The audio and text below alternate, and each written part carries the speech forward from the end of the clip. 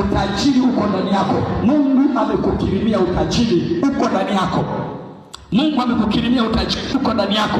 Ndio maana watu wanatafuta miguu yako wapeleke mahali wapate pesa.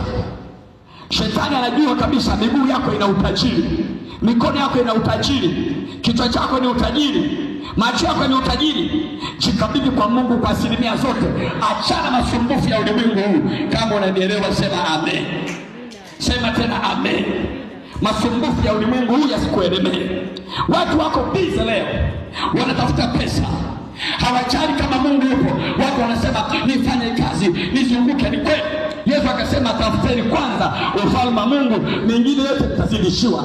Haya ni masumbufu tu. Uwe busy, aanze kukupatia mambo yamekutinga. Kuna ada za watoto, kuna kodi ya nyumba, kuna kujenga, kuna lipu, kuna nini, mambo yanakutinga dunia hii. Ili ya Mungu yenye heshima kwa ajili yako uyasahau. Nataka nikwambie hivi, usisahau kwamba masumbufu na shughuli za dunia hii zimesonga watu wengi, hata wamesahau kwamba mwenye uzima Mwokozi Yesu yuko karibu nao. Nataka nikwambie, mkaribie Yesu mwenye uzima, mkaribie Yesu mwenye uzima. Masumbufu ya maisha yasikutenge na upendo wa Mungu, yasikufanye uchukie ibada, yasikufanye uchukie kanisa. Haleluya!